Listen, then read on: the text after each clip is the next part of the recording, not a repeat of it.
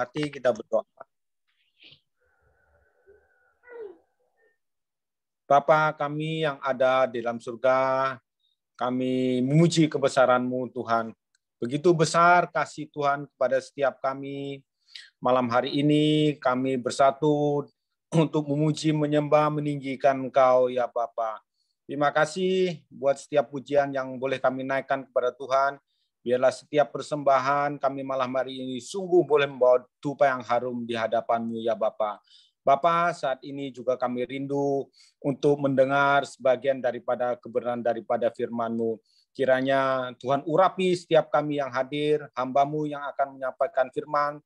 Tuhan urapi dengan urapan khusus. Biarlah setiap pesan firman boleh disampaikan kepada setiap kami untuk kami boleh renungkan, bahkan kami lakukan di dalam kehidupan kami sehari-hari. Kiranya kuasa Roh Kudus-Mu menolong setiap kami yang hadir pada malam hari ini, di mana kami ada, hati kami juga berada di tempat ini ya Bapa. Hamba serahkan hamba-Mu yang akan membagikan firman ke dalam tangan kasih-Mu ya Bapa. Ini doa dan syukur kami yang kami naikkan hanya di dalam nama Tuhan kami Yesus Kristus. Haleluya.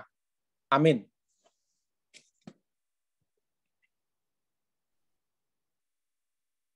Terima kasih Pak Fendi. Selamat malam Bapak Ibu, saudara-saudara yang terkasih dalam Tuhan. Puji Tuhan malam hari ini kita boleh bersekutu bersama-sama. Dan sebelum kita menaikkan doa syafaat kita akan merenungkan bagian kebenaran firman Tuhan. Saya ingin kita bersama-sama merenungkan di dalam surat Kolose pasal yang ketiga, ayat 1 sampai ayat yang keempat.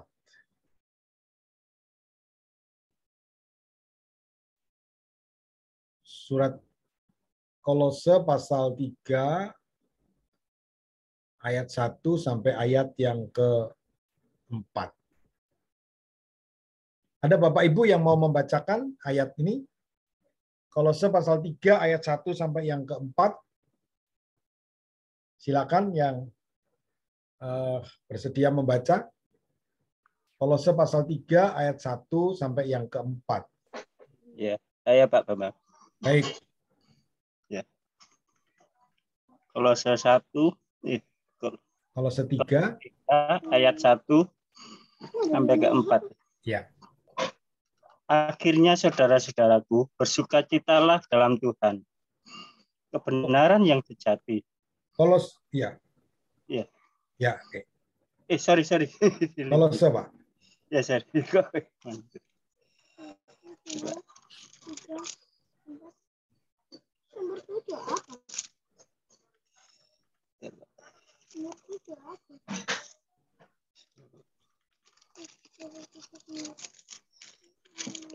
Ya, Kolose 3. Ya. Ya.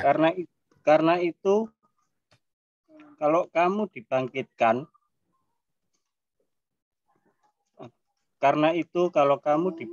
bersama dengan Kristus, carilah perkara yang di atas, di mana Kristus ada, duduk di sebelah kanan Allah. Pikirkanlah perkara yang di atas, bukan yang di bumi. Sebab kamu telah mati dan hidupmu tersembunyi bersama Kristus di dalam Allah. Apabila Kristus yang adalah hidup kita menyatakan diri kelak, kamu pun akan menyatakan diri bersama dengan Dia dalam kemuliaan.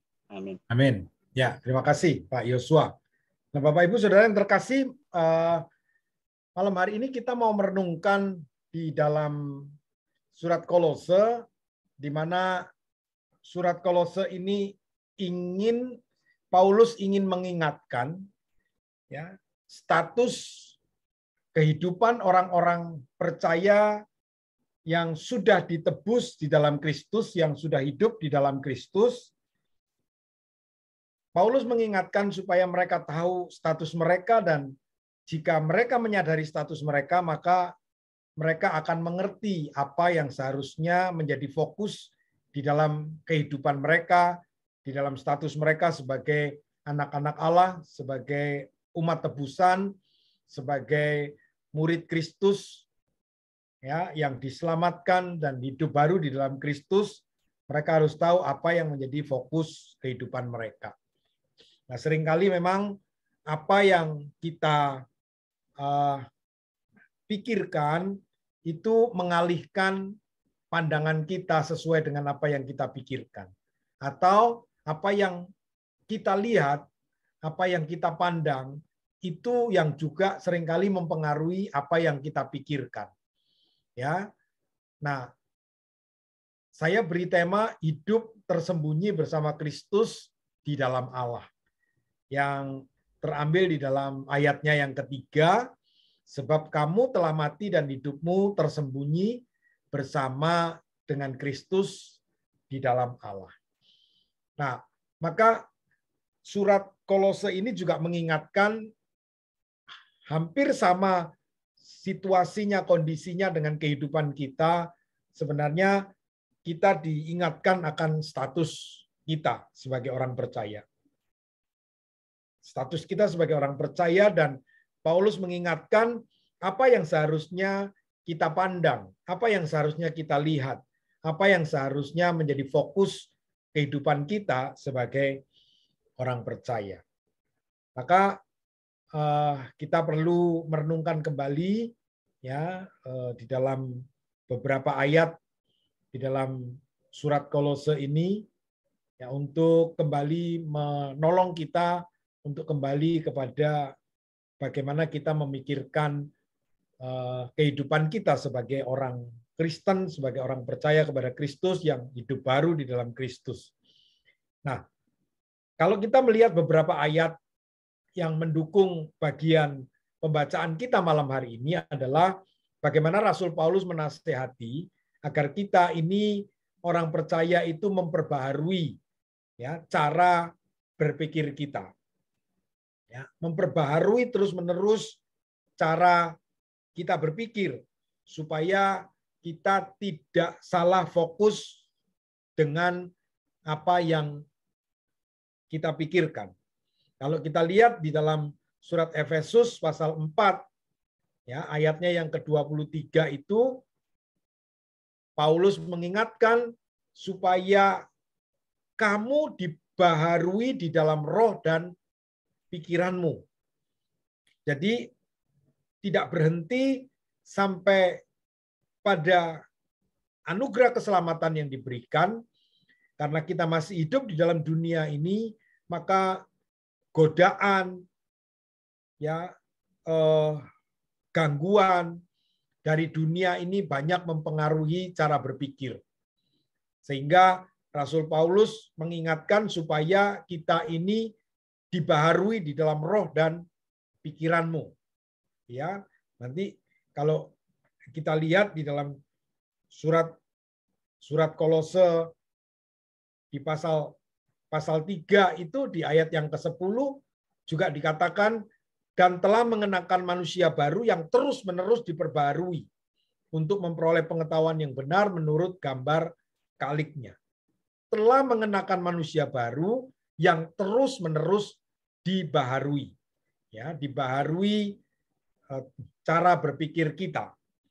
Ya, lalu di surat 1 Korintus pasal yang ke-13 ayat yang ke-11 Paulus mengingatkan kita supaya kita meninggalkan cara berpikir yang kekanak-kanakan. Ya, jadi ketika aku kanak-kanak, aku berkata-kata seperti kanak-kanak, aku merasa seperti kanak-kanak, aku berpikir seperti kanak-kanak. Sekarang sesudah aku menjadi dewasa, aku meninggalkan sifat kanak-kanak itu. Ya, meninggalkan cara berpikir dan sifat kekanak-kanakan itu.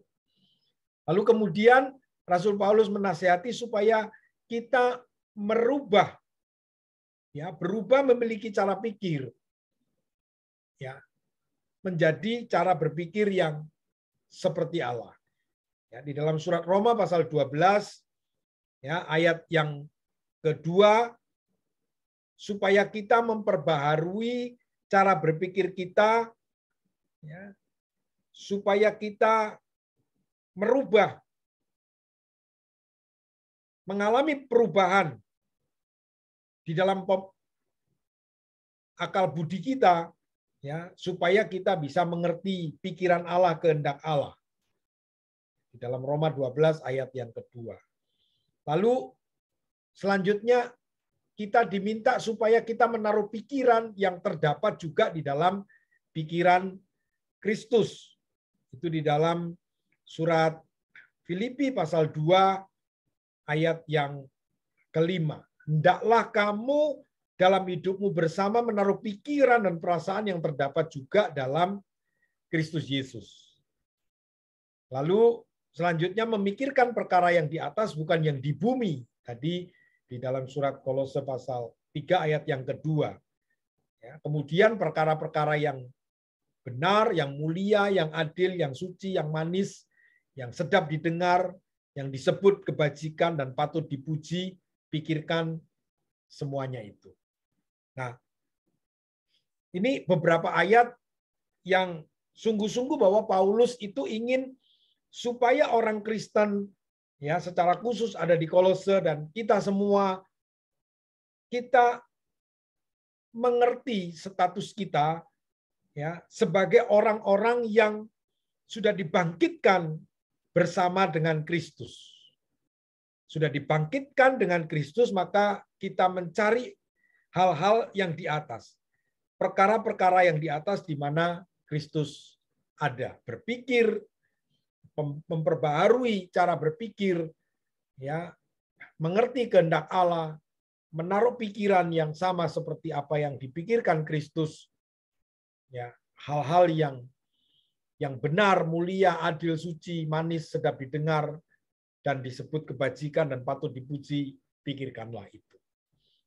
Nah, maka di dalam hal ini ada 3 bagian yang kita mau fokuskan, bagaimana kita harus memandang, bagaimana kita harus melihat. Karena apa yang kita lihat, apa yang kita pandang itu mempengaruhi kita berpikir. Lalu apa yang kita pikirkan itu mempengaruhi apa yang nanti akan kita lihat. Maka di dalam terjemahan NIV itu dikatakan set your heart dan set your mind. Rasul Paulus meminta kita melihat ke atas, memikirkan, mengatur hati kita supaya kita memikirkan sesuatu yang lebih baik, yang lebih penting, yang lebih mulia, yang lebih berguna, yang menjadi hal yang lebih bernilai dari apa yang ada secara khusus dibandingkan kehidupan lama dan kehidupan baru, lalu keadaan duniawi dan keadaan yang rohani. Maka kita harus mengatur bagaimana hati kita itu berpikir, ya, mengatur bagaimana pikiran kita itu memikirkan sesuatu yang lebih, yang di atas daripada apa yang dapat kita lihat, daripada apa yang dapat binasa di tengah-tengah dunia ini.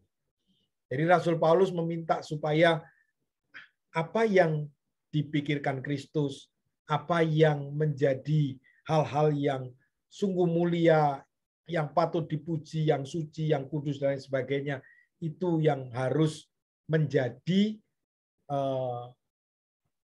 sesuatu yang kita lihat menjadi fokus kehidupan kita sebagai orang-orang yang sudah dibangkitkan bersama-sama dengan Kristus. Sebab jika tidak, maka kita tidak mengatur hati kita, kita tidak mengatur pikiran kita sesuai dengan apa yang dipikirkan Kristus, maka ada banyak hal yang kita pikirkan di luar Kristus, ya, di dalam dunia ini lebih banyak hal yang menjadi set your heart dan set your minds. Itu tujuannya bukan apa yang di atas. Sehingga kita mengalami banyak hal yang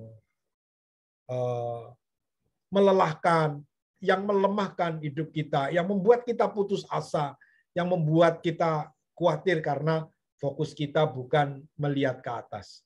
Bukan apa yang ada di dalam Kristus, ya, tetapi apa yang ada di bumi.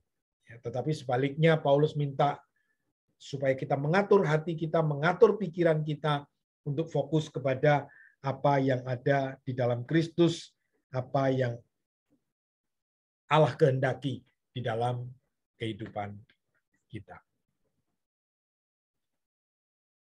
Nah, William Barclay, ya, seorang profesor teolog juga pendeta, ya, dalam buku tafsirannya itu menuliskan begini: orang Kristen akan lebih memikirkan untuk memberi daripada menerima, melayani lebih daripada menguasai, mengampuni lebih daripada balas dendam.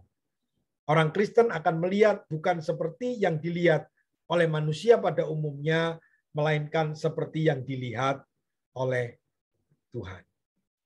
Ya, jadi Barclay menafsirkan bagaimana sebenarnya secara praktis orang Kristen itu lebih memikirkan untuk memberi daripada menerima. Lebih baik memikirkan bagaimana melayani itu lebih daripada kita dilayani atau menguasai. Mengampuni sebagai orang Kristen itu lebih daripada balas dendam. Jadi mengampuninya lebih besar, melayaninya lebih besar, memberinya lebih besar daripada menerima, dilayani, menguasai, atau balas dendam. Orang Kristen bisa melihat lebih daripada apa yang dilihat oleh manusia pada umumnya. Tetapi memikirkan apa yang dilihat oleh Tuhan. Jadi yang pertama, bagaimana kita memikirkan pikiran Kristus, memikirkan apa yang di atas, memikirkan apa yang dikehendaki Tuhan, berpikir seperti apa yang Tuhan mau. Nah, kemudian yang kedua, di dalam ayat yang ketiga, kita selain melihat ke atas, kita melihat fase mati dan hidup tersembunyi bersama Kristus. Jadi, status sebagai orang percaya harus melihat fase kematian kita di dalam Kristus, bersama Kristus, dan hidup bersama Kristus. Itu yang harus kita lihat dalam kehidupan kita. Ya, Kristus mati bagi dosa, ya, untuk pengampunan dosa, maka kita orang percaya sebagai orang Kristen harus melihat fase di mana kita itu sudah mati terhadap dosa, ya, mati terhadap keegoisan, mati terhadap kesombongan. Itu yang harus kita lihat. Ya, lalu kemudian melihat hidup yang tersembunyi bersama dengan Kristus. Hidup kita ini ada tersembunyi bersama Kristus di dalam Allah, kata Paulus. Nah, ciri khas kehidupan yang dihayati dalam roh ialah kesanggupan untuk menikmati kesunyian bersama dengan Allah. Maka melihat fase mati dan hidup bersama Kristus ini harus menjadi satu pengalaman kehidupan. Ya, menjadi satu pengalaman kehidupan. Kita harus dapat menemukan fase di mana kita ini dapat menikmati kesunyian itu tanpa orang lain, tetapi bersama dengan Allah. Artinya kita tidak lagi bergantung, berharap kepada orang-orang yang ada. Ya, jadi seakan-akan semua orang telah meninggalkan kita dan tidak lagi bisa menolong kita, maka kita harus bisa menikmati fase di mana kesunyian bersama Allah itu, ya. Jadi alone with God. Bersama dengan Allah dan merasakan bagaimana Allah itu menolong tanpa campur tangan orang lain, tanpa kita berharap, bergantung, bersandar kepada kemampuan orang-orang yang kita harapkan untuk bisa menolong kita.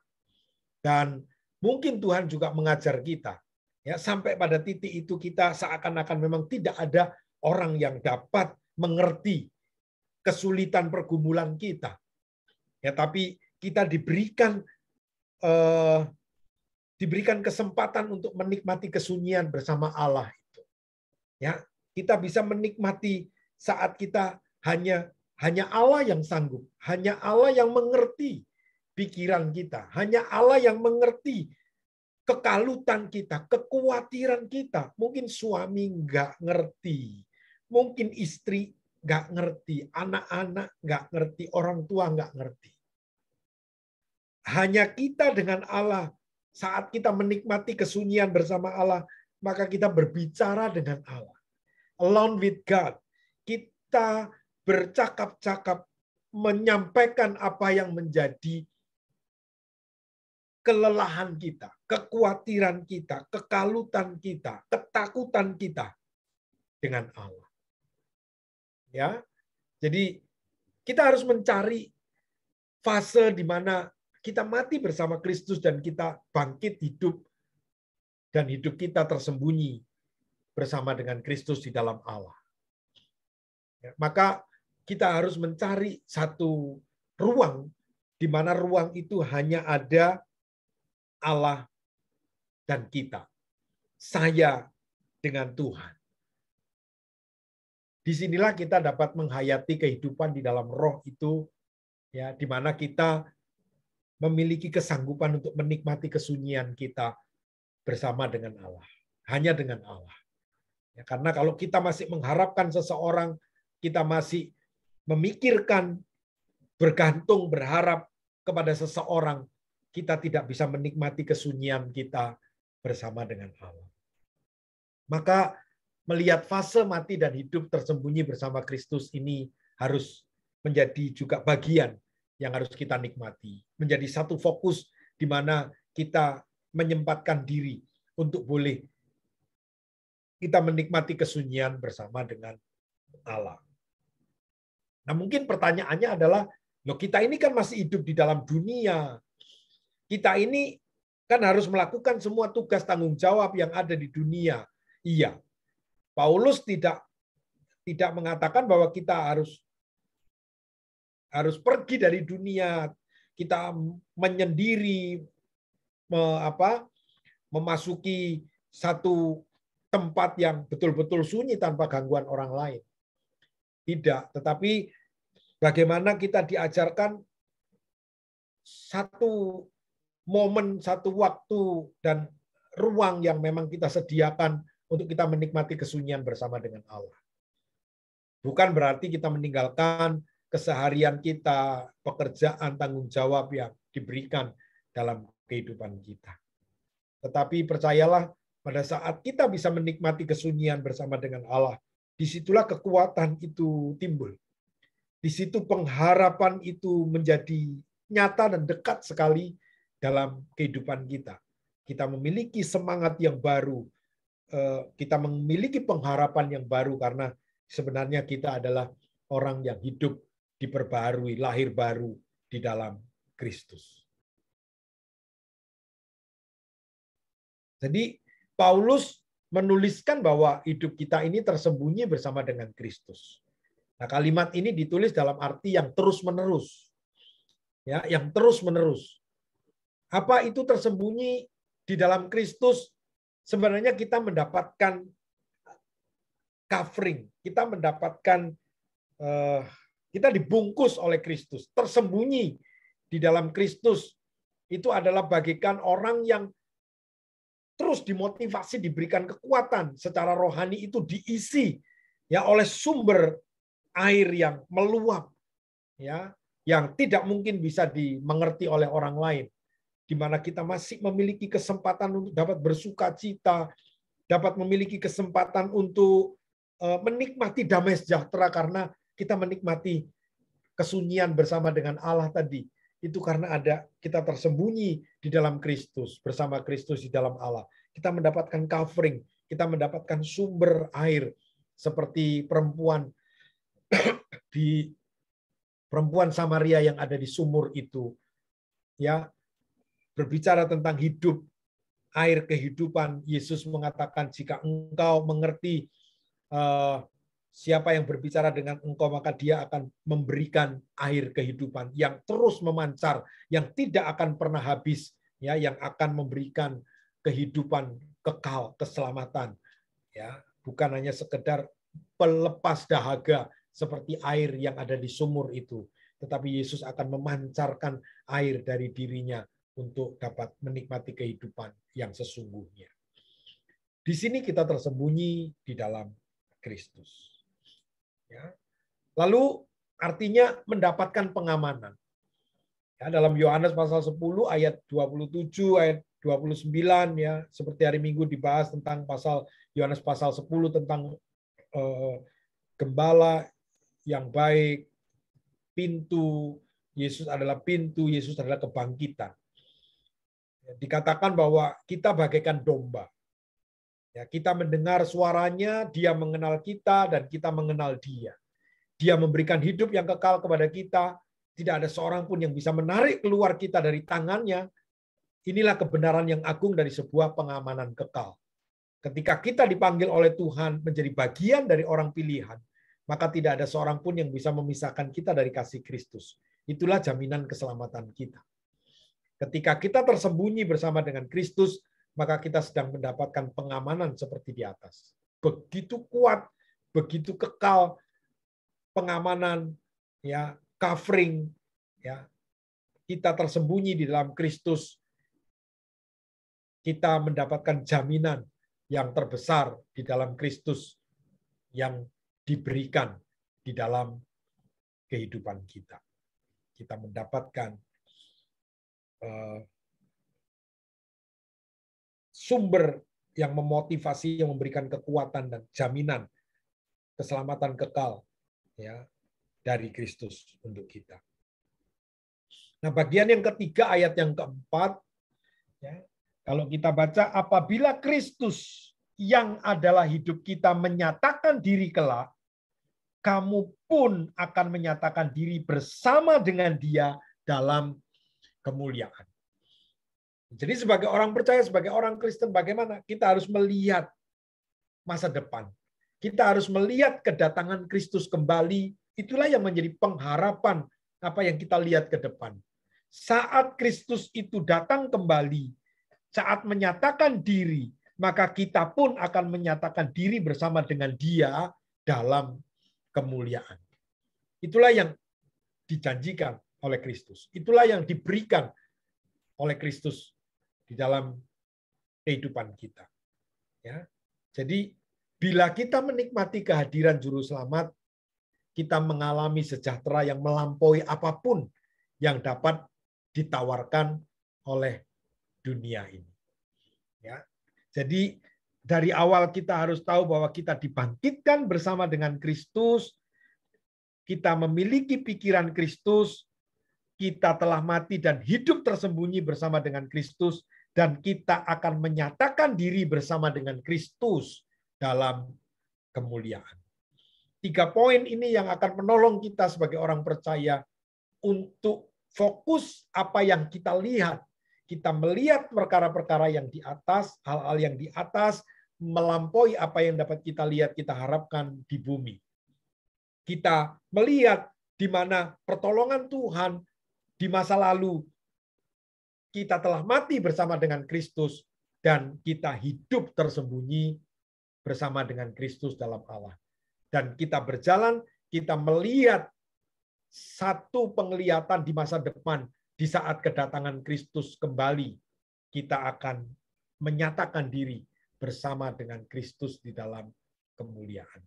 Mari kita belajar menemukan satu ruang, satu fase di mana kita bisa menikmati kesunyian bersama dengan Allah. Kita bisa menikmati kehadiran Juru Selamat, pikiran Juru Selamat, cara pandang Juru Selamat, sehingga kita dapat kekuatan yang baru. Kita mengalami damai sejahtera yang melampaui apapun yang dapat ditawarkan oleh dunia ini. Ya, ini renungan yang saya bisa sampaikan kepada Bapak Ibu sekalian, supaya kita sebagai orang Kristen, kita mencoba kembali mengerti apa yang dinasihatkan oleh Paulus, supaya pikiran kita, cara kita melihat, apa yang kita pandang menjadi fokus yang benar, sehingga kita memiliki sesuatu kekuatan yang luar biasa di dalam kehidupan kita. Puji Tuhan, mari kita akan berdoa untuk firman Tuhan.